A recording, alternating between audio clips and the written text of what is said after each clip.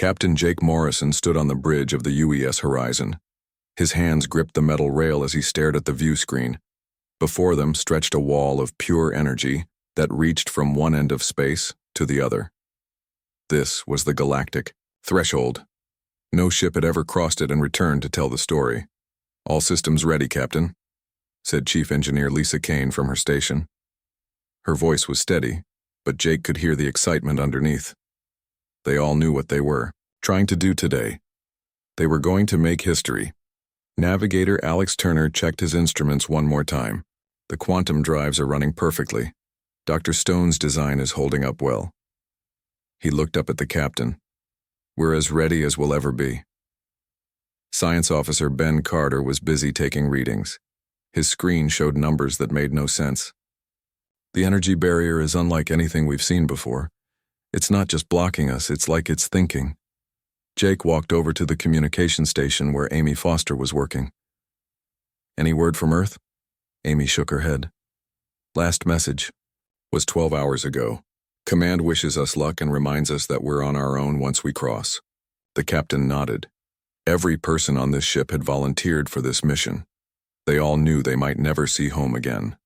The barrier had swallowed hundreds of ships from different alien races over the years. The reptilian Drakmor had sent their best battleships. The insect-like Hive Collective had tried with their massive carriers. All had vanished without a trace. "Why do you think we'll succeed where others failed?" asked Security Chief Ryan Brooks. He was checking the weapons systems, though no one knew if guns would help them where they were going. Jake thought about this question. He had asked himself the same thing many times. "Maybe we won't," he said honestly. "But humans have always been good at finding new ways to solve old problems." Dr. Elena Vasquez looked up from her biology station. "The other races all tried to push through with brute force. We're trying something different. The quantum tunneling drives don't fight the barrier. They slip around it. Like water finding a crack in a rock," added Ben Carter. The ship moved, closer to the barrier. On the screen, the wall of energy looked like a waterfall made of light. It was beautiful and terrifying at the same time. Jake could feel the hair on his arm standing up from the electrical charge in the air. "Final systems check," Jake ordered. "Engines good," reported Lisa. "Navigation ready," said Alex. "Science stations operating normally," confirmed Ben. "Communications working," added Amy. "Weapons and shields ready," finished Ryan. Jake took a deep breath. "All right, people, let's make history. Take us through, Alex." The ship began to move forward. As they got closer to the barrier, strange things started to happen. The lights on the bridge began to flicker. The air itself seemed to vibrate with energy. "I'm getting some weird readings," said Ben, his voice worried. "The barrier isn't just energy. There's something else mixed in, something that feels almost alive." "Define alive," Jake said, still watching the screen. "I can't. The readings don't match anything in our databases. It's like the barrier is watching us." The ship touched the edge of the energy wall. Immediately, alarms started going off. The whole ship shook like it was caught in an earthquake. "Hull integrity holding," Lisa called out over the noise. "But the quantum drives are working harder than expected." Jake gripped his chair as the bridge tilted. Through the view screen, he could see colors that didn't have names. The barrier wasn't just light anymore. It was like looking into a dream that was trying to become real. "Captain," Amy said, her voice strange. "I'm picking up something. It's not a radio signal, it's more like thoughts." "Thoughts? I don't know how else to describe it. Something is trying to communicate with us." The ship pushed deeper into the barrier. Reality seemed to bend around them. Jake saw flashes of images that couldn't be real. He saw Earth as it was 1,000,000 years ago. He saw cities floating in space. He saw creatures made of pure light dancing between the stars. "Almost through," Alex reported. His hands were shaking as he worked the controls. "The quantum drives are holding.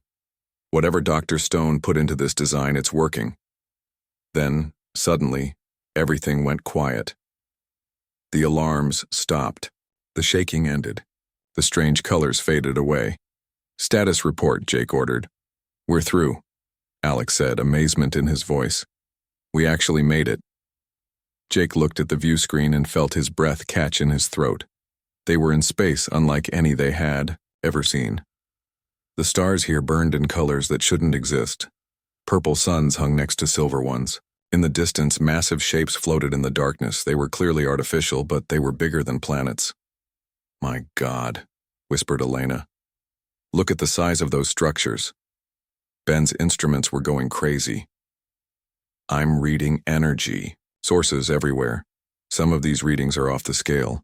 Whatever built those things had technology far beyond anything we know." Amy suddenly straightened up at her station. "Captain, I'm getting that signal again, those thoughts. They're stronger now, and I think they're coming from those structures." Jake stared at the alien constructions floating in space.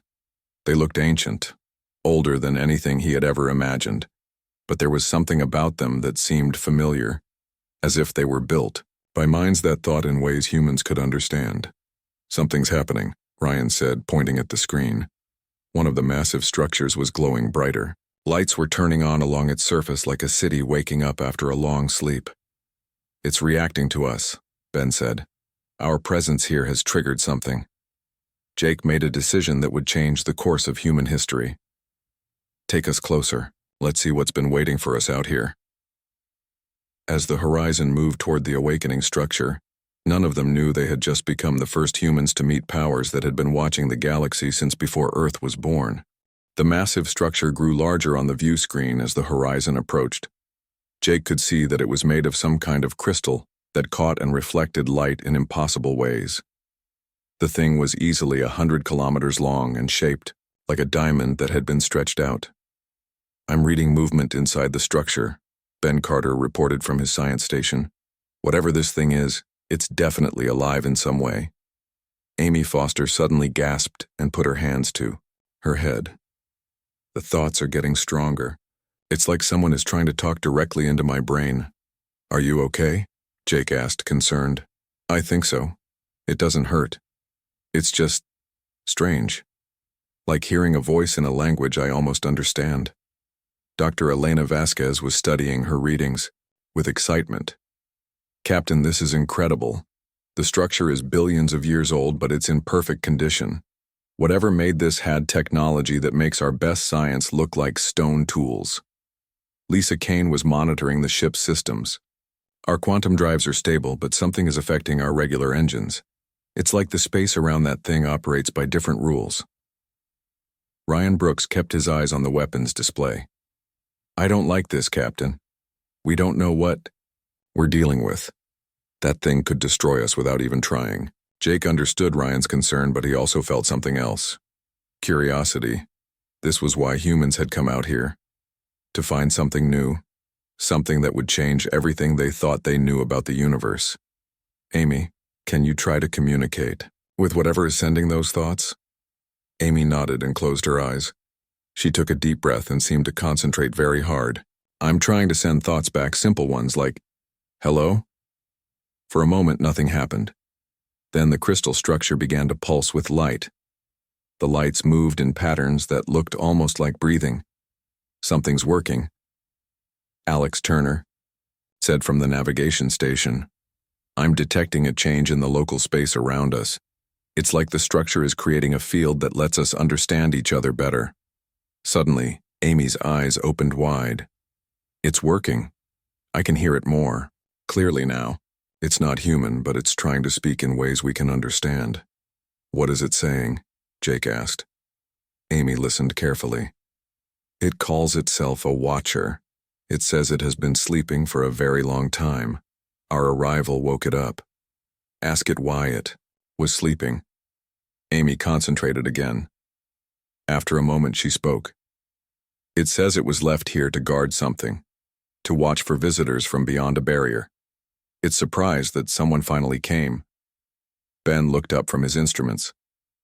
"Captain, I'm detecting more structures powering up all around us. Dozens of them.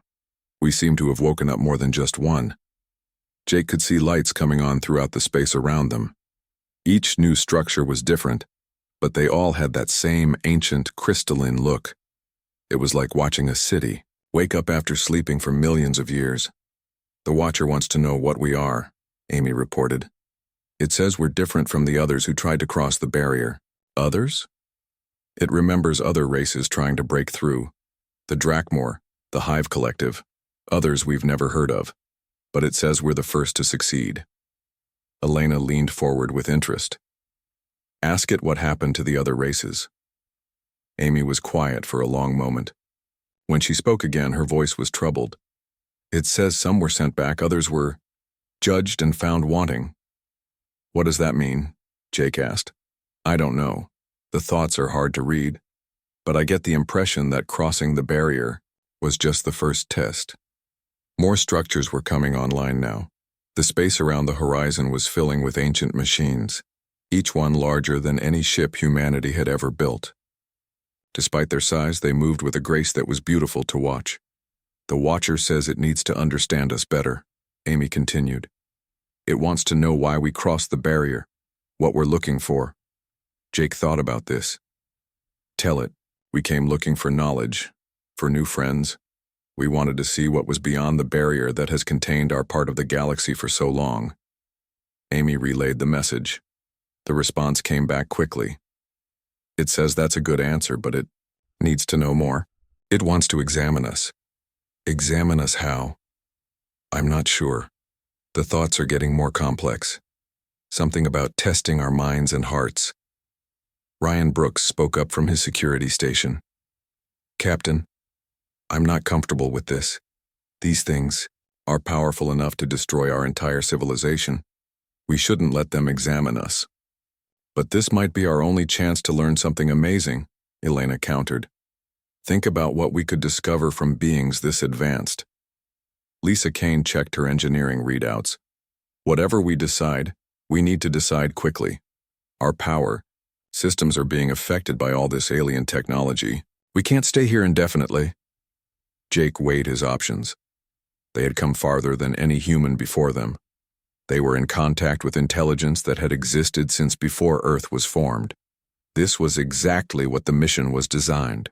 For Amy, tell the Watcher that we're willing to be examined, but make it clear that we're here as friends, not as subjects.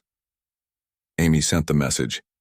The response was immediate and strong. All around them, the crystal structures began to pulse in unison. It was like watching the heartbeat of something vast and ancient. It says it understands. It's going to share some of its memories with us, to show us why the barrier exists and what lies beyond it. Is it safe? It promises not to hurt us. It says the process will help both sides understand each other better. Jake made his decision. Do it. Amy nodded and opened her mind to the alien intelligence. Immediately, the bridge filled with images that seemed to float in the air. Jake could see scenes from millions of years ago, when the galaxy was young and full of civilizations that rose and fell like waves on an ocean.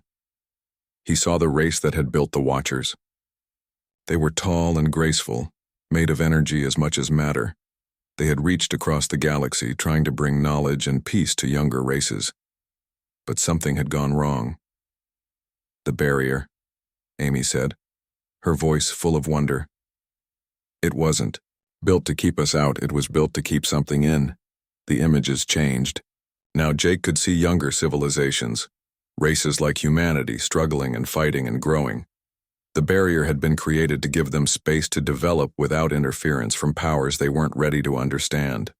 The Watchers were left behind to guard the barrier and watch over the younger races, Amy continued. They've been waiting for someone to develop enough to cross over safely. And now we have, Jake said. Yes. But crossing over was just the beginning. Now we have to prove that humanity is ready for what comes next. The images faded. Around them, the Watcher structures settled into a steady glow. Jake realized that they had just passed the first test by successfully communicating. But he also understood that greater challenges lay ahead. The Watcher had more to show them, and the crew of the Horizon was about to learn secrets that would change humanity's place in the universe forever. The Watcher guided the Horizon through space filled with ancient structures. Each crystal formation they passed was different, but all shared the same impossible beauty. Jake watched in amazement as his ship moved between machines that had been built when humanity's ancestors were still learning to use fire. Where are we going? Jake asked Amy, who was still in contact with their guide. Amy concentrated on the thoughts flowing into her mind, to a place it calls the Nexus. It says we need to understand the full truth before we can make any decisions. Ben Carter was busy recording everything his instruments could detect. Captain, the technology here is beyond anything I can measure. These structures are using energy sources that shouldn't exist according to our physics. Maybe our physics are wrong, suggested Elena Vasquez from her biology station. Maybe we've only seen a tiny part of how the universe really works. Lisa Kane was having trouble with the ship's systems. The quantum drives are still working, but our regular engines keep acting strange. It's like space itself is different. Here. Alex Turner was trying to map their course, but his instruments weren't cooperating. I can't get a fix on our position. The stars here don't match any of our charts. That's because we're not in the same galaxy anymore, Amy said, relaying information from the Watcher. Or rather, we're in a part of the galaxy that exists in a different dimension. Ryan Brooks looked up from his security station. That doesn't make sense. The Watcher is trying to explain, but it's hard to understand. It says the barrier doesn't just separate different parts of space. It separates different levels of reality. Ahead of them, something massive came into view. It looked like a moon made of crystal and metal, covered with towers that reached up into space. Lights moved across its surface in patterns that seemed almost like writing. Is that the Nexus? Jake asked. Yes. It's where the Watchers gather to share information and memories. It's also where they keep the records of their creators. Their creators? Amy listened to more thoughts from the Watcher. The race that built the Watchers called themselves the Architects. They were the most advanced civilization in the galaxy, maybe in the universe. But something happened to them. The ship moved closer to the Nexus. Jake could see that the structure was even more incredible than it had appeared from a distance. Parts of it seemed to exist in several dimensions at once. Buildings folded in on themselves in ways that hurt to look at. Docking bay opening, Alex reported. Looks like they want us to land inside. The Horizon was guided into a chamber that was perfectly sized for their ship. As soon as they were inside, the chamber filled with breathable air. Jake could see through the view screen that gravity was working normally too. How did they know what we need to survive? Lisa asked. The Watcher examined us earlier, Amy explained. It learned everything about human biology in those few minutes. Elena was excited by this discovery. Imagine what we could learn from them about medicine and biology. They understand life better than we ever dreamed. Jake made the decision to leave the ship. Amy, you're with me. Everyone else, stay here and monitor the situation. If something goes wrong, get back to Earth and warn them what's out here. Jake and Amy left the Horizon wearing their spacesuits just in case. But as soon as they stepped into the docking bay, they found they could breathe normally. The Nexus had created a perfect environment for humans. The Watcher that had guided them appeared as they walked away from their ship. It was beautiful in a way that was hard to describe. Made of crystal and light, it stood 3 meters tall and seemed to glow from within. Welcome to the Nexus, it said, speaking directly into their minds. I am called Echo by my kind. I have been waiting a long time to meet a race like yours. What makes us special? Jake asked. Echo began moving, gesturing for them to follow. Come, I will show you. They walked through corridors that seemed to have been carved from single pieces of crystal. The walls showed images from the galaxy's history. Jake saw the rise and fall of countless civilizations, the birth and death of stars, the slow dance of cosmic evolution. The architects created us to be guardians and teachers, Echo explained as they walked. They had grown beyond the need for physical form, but they wanted to leave something behind to help the younger races. They entered a vast chamber filled with floating displays. Each one showed a different part of the galaxy's history. Amy gasped as she recognized some of the scenes. I've seen these before in dreams, she said. All minds that are ready to expand have these dreams, Echo told her. They are memories that the architects left behind, scattered through the galaxy like seeds. Jake studied the displays. What happened to the architects? Where did they go? Echo's glow dimmed slightly, as if the question made it sad. They transcended physical existence. They became pure thought, pure energy. They exist now in a realm beyond matter and time. Why did they leave? Because they had learned everything there was to learn about the physical universe. They sought knowledge that could only be found beyond the boundaries of reality itself. Amy walked over to one of the displays. It showed Earth as it looked from space. They've been watching us. We have been watching all the young races, Echo confirmed. The architects wanted to know which species would develop the wisdom to join them in the higher realms. Jake felt a chill. Join them how? By leaving behind physical form and becoming pure consciousness. It is the final step in evolution, the ultimate achievement of any intelligent species. Elena's voice came through their communicators. Captain, you need to hear this. I'm detecting massive energy buildups throughout the Nexus. Something big is about to happen. Echo turned toward them, and Jake could see something like excitement in its crystalline features. The other Watchers have been discussing your arrival. We have reached a decision. What kind of decision?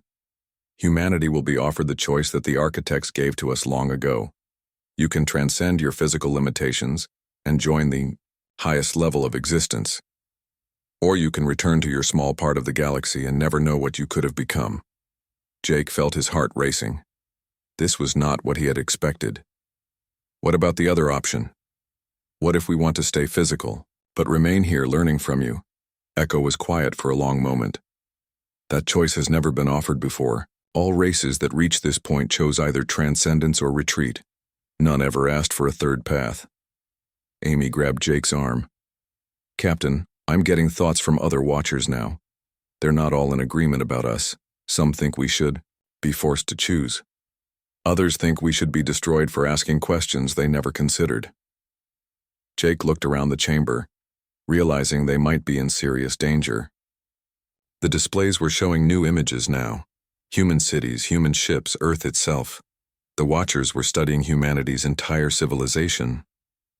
They're trying to decide if our whole species is ready for transcendence, Amy said, her voice worried. Or if we're too dangerous to be allowed to exist at this level of reality. Echo's glow brightened. The testing will begin soon. Each member of your crew will face trials designed to measure your species' worthiness. Based on their choices, we will decide humanity's fate. Jake realized that crossing the barrier had been easy compared to what lay ahead.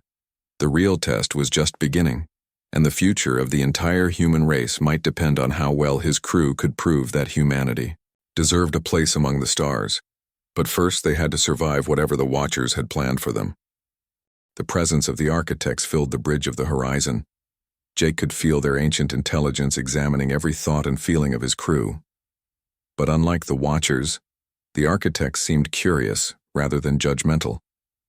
For millions of years, we believed that physical existence was a limitation to be overcome, the architect present said. We transcended matter and energy to become pure thought. We believed this was the highest achievement possible. Echo and the other Watchers listened in amazement. They had never heard their creators express doubt about transcendence before. But watching your species has shown us something we had forgotten, the architects continued. There is wisdom in maintaining connections to the physical world while still growing beyond its boundaries. Jake stepped forward. Are you saying you made a mistake? Not a mistake. An incomplete understanding. We achieved transcendence, but we lost something important in the process. We lost the ability to truly connect with other forms of life. Amy was receiving more complex thoughts now. They're saying they've been lonely. All these millions of years as pure consciousness, they've had no one to really talk to. Elena was fascinated. So they created the Watchers to maintain contact with physical reality? Yes, but the Watchers were programmed to guide species toward transcendence. We thought that was the only worthwhile path. We never considered that. There might be value in choosing to remain physical while growing spiritually and intellectually. Ben looked up from his instruments. Captain, I'm reading massive changes in the energy patterns around us. Something big is happening. Through the view screen, they could see the Nexus changing. The crystal structures were reshaping themselves, creating new configurations that Jake had never seen before. The Watchers are being reprogrammed. The architect, Presence explained. Their mission is changing from guides toward transcendence to partners in a new kind of existence. But not all the Watchers were accepting this change easily. Several of the crystal beings began pulsing with agitated light. "Some of us cannot accept this new path," one of them declared. "For millions of years we have followed the original mission. Transcendence is the goal of all intelligent life. These humans are disrupting the natural order." Echo tried to calm the agitated Watchers. "But look at what they have achieved. They crossed the barrier that contained dozens of other species. They found solutions to tests that were designed to have no good answers. Maybe they are showing us a better way." The disagreement was causing problems with the Nexus itself. Jake could see sections of the massive structure beginning to break apart. Energy discharges crackled between the towers.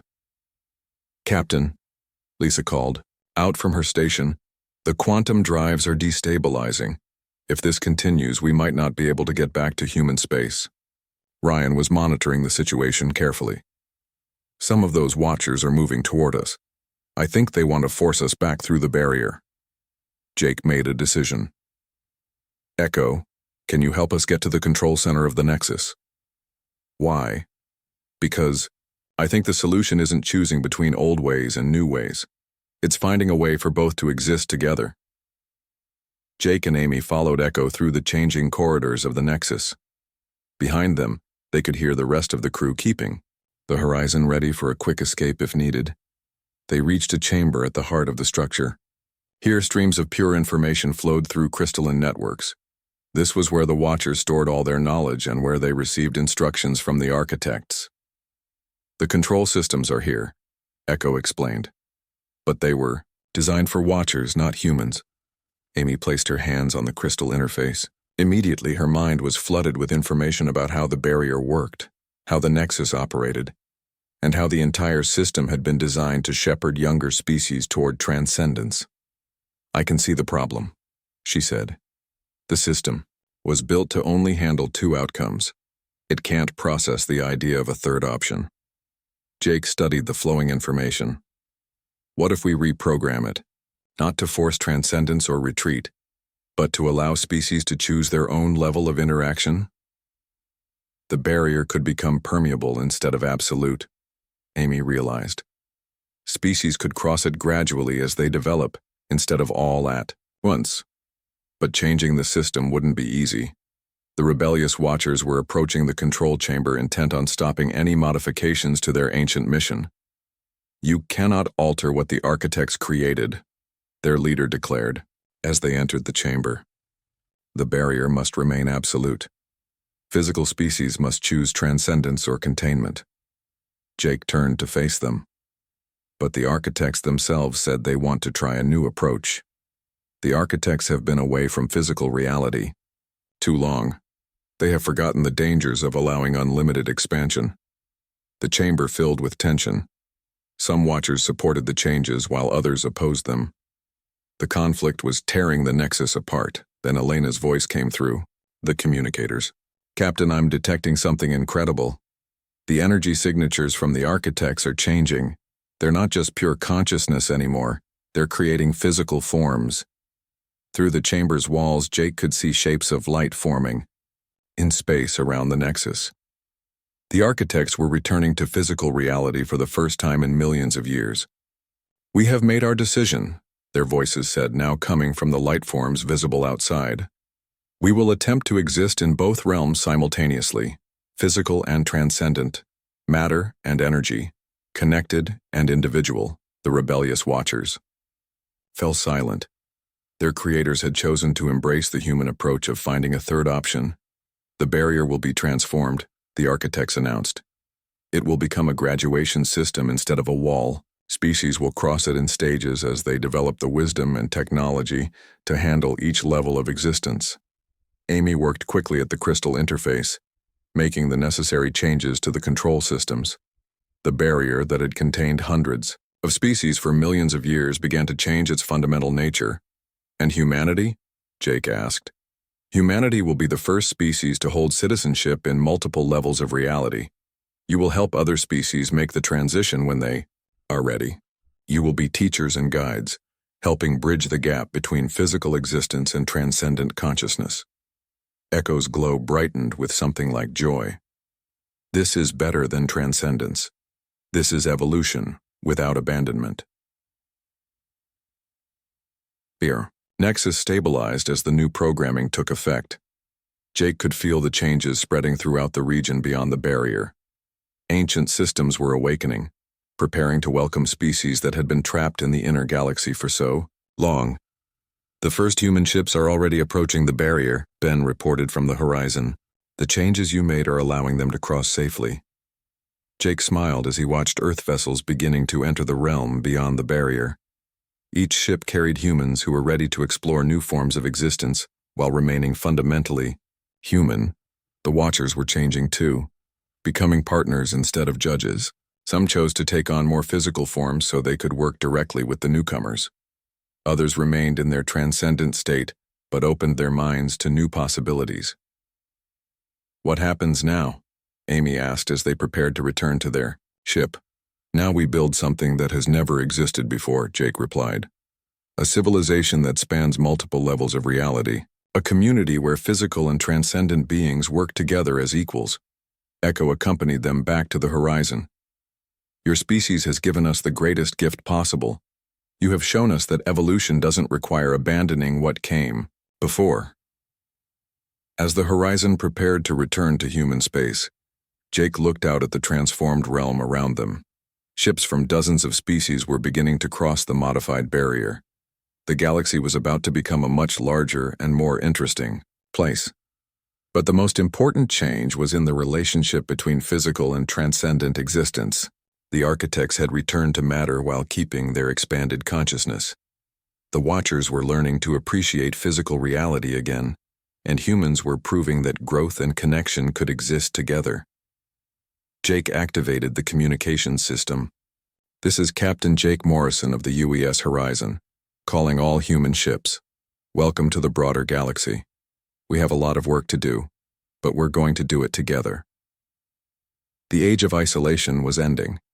The age of cooperation across all levels of existence was about to begin, and humanity, with their talent for finding third options, would help guide the way into a future that no one had imagined possible.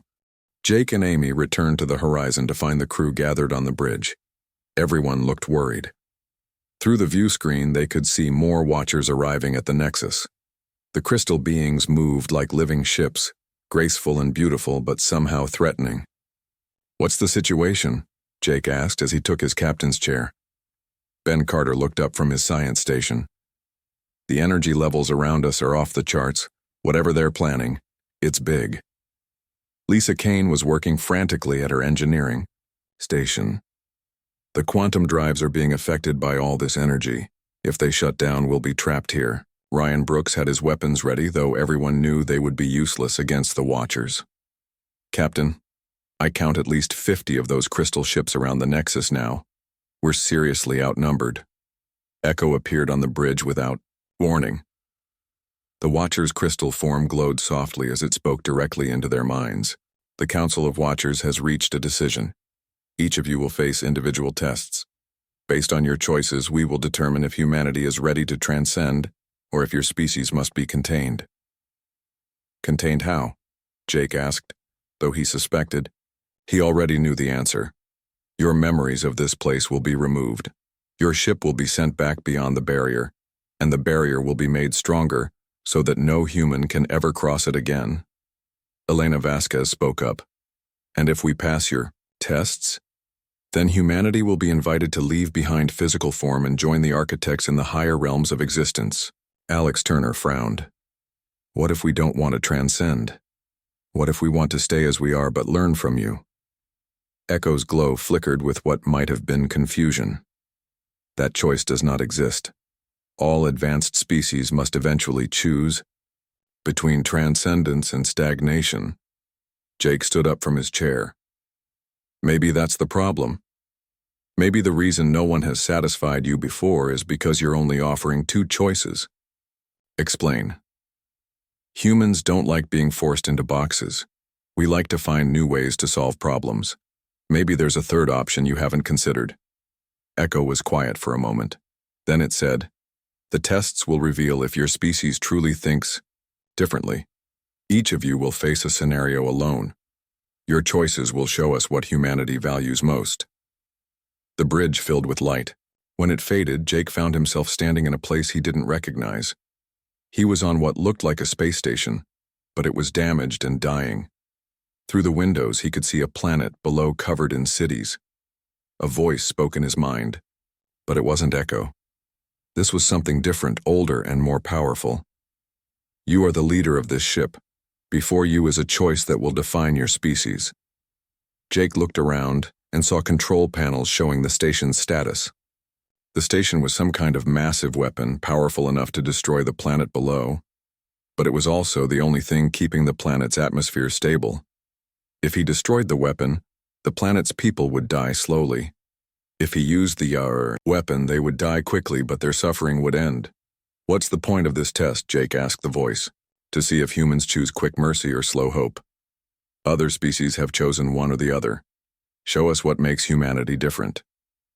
Jake studied the controls more carefully.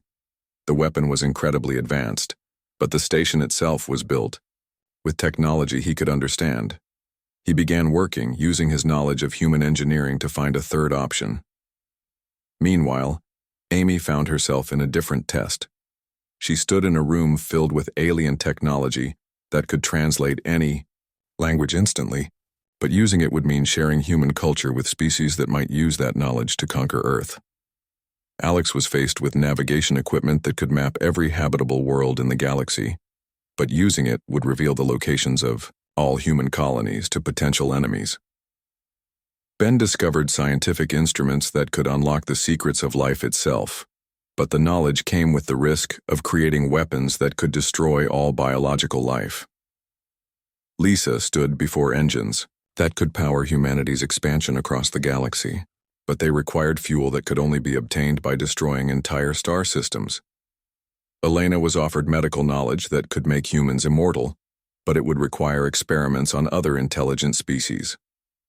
Ryan faced weapons technology that could protect humanity from any threat, but using it would require becoming the very thing humans claimed to oppose, a conquering empire.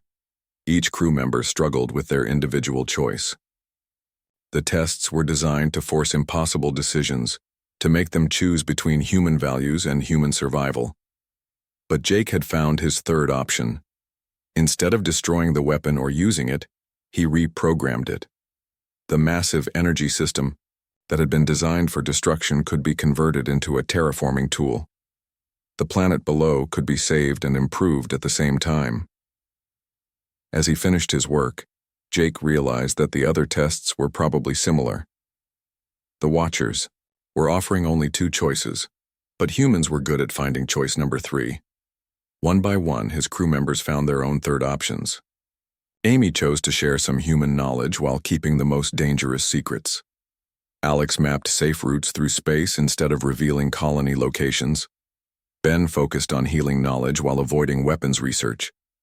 Lisa designed engines that used renewable energy. Elena developed medicine that helped without harming others. Ryan created defensive systems that protected without threatening. The tests ended, and the crew found themselves back on the bridge of the horizon. Echo appeared again, but this time it wasn't alone. Several other Watchers materialized around the bridge. "Impossible," one of them said. "Every species chooses between the two options we provide.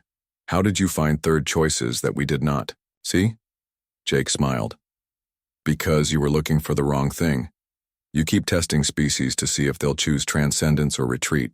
But humans don't like being limited to other people's choices. We like to make our own." "This is unprecedented," another Watcher said. "We must consult with the architects themselves." Echo's glow dimmed with what seemed like worry. "If the architects are disturbed from their transcendent state, there is no telling what they will decide. They have not been contacted since they left physical reality behind." Amy suddenly straightened up. "I'm getting something. Thoughts, but different from yours. Much older and more complex." The bridge filled with a presence that was hard to describe. It wasn't physical, but it was definitely there. Jake felt like he was being examined by something vast and ancient and incredibly intelligent. When the presence spoke, it was like hearing the voice of the universe itself. "We are the architects. We have been watching this exchange with great interest." Jake found his voice. "We didn't mean to disturb you." "You did not disturb us. You awakened us. For millions of years we have existed in the higher realms, believing that transcendence was the only path worth taking. But your species has shown us something we had forgotten." "What's that?" "The value of remaining connected to physical reality while still growing beyond it. You have found a balance that we thought was impossible." Echo and the other watchers seemed amazed. "What does this mean for our mission?" "It means," said the architect presence, "that the mission has changed. Humanity has shown us a new path, one that we wish to explore ourselves." Jake realized that they had done more than pass the test. They had changed the rules of the game entirely. And now, the future of human-alien relations was about to take a turn that no one had expected.